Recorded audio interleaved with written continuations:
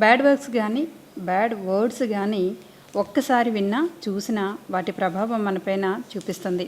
అదే ఒక మంచి మాట కానీ ఒక మంచి పని కానీ చెప్పి చూడండి, ఒక్కసారి కాదు పదే పదే చెప్పినా కానీ అది మనలోకి రావడానికి చాలా సమయం పడుతుంది.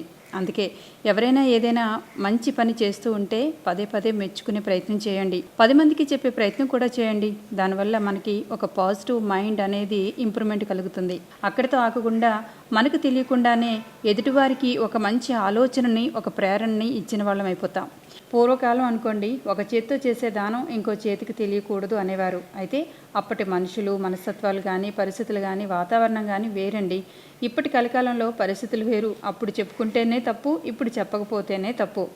ఇప్పుడు జనరేషన్ పిల్లలకి చెడు గురించి చెప్పనవసరం లేదు. ఎందుకంటే మనమే స్వయంగా తీసుకొని వెళ్ళి సెల్ ఫోన్ రూపంలో వాళ్ళ చేతిలో పెట్టేసి వచ్చేస్తున్నాం. మరి మంచి చూపించడానికి ఏముందండి?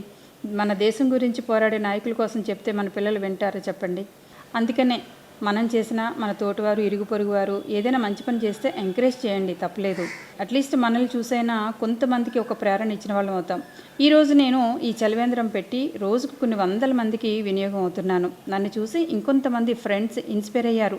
ఎలా అంటే వాళ్ళ అపార్ట్మెంట్స్కి ఎదురుగా ఒక టెంట్ వేసుకొని 2 కుండలు పెట్టుకొని ఒక 10 మంది కలిసి రోజుకయ్యే ఖర్చు మంచినీళ్ళకి మజ్జిగకి ఒక మనిషి పెట్టుకుంటూ అలా వారం అంతా షేర్ చేసుకుంటూ ఉన్నారంట.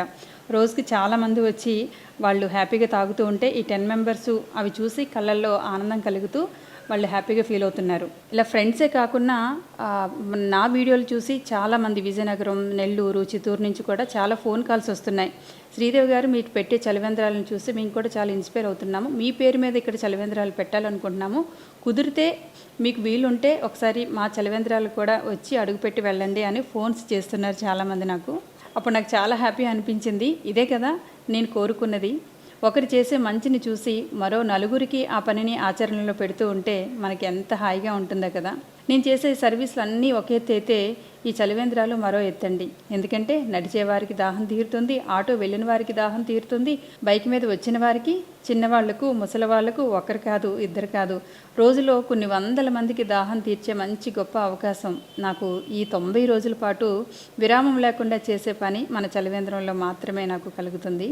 సో ఈ సేవ అయితే మాత్రం నాకు చాలా తృప్తినిస్తుంది. నెలలో 30 రోజులు ఉన్నాయంటే 30 రోజుల పాటు కూడా నేను ఏదో ఒక మంచి కార్యక్రమానికి నేను వినియోగపడుతున్నాను అంటే ఈ జీవితం ఇంతకంటే ఇంకా ఏముందండి చెప్పడానికి? హ్యాపీ అనే చెప్పాలి. ఇలాంటి మంచి జీవితం దేవుడు నాకు ఇచ్చినందుకు దేవునికి ఎన్నిసార్లు థ్యాంక్స్ చెప్పినా అన్నీ తక్కువేనేమో.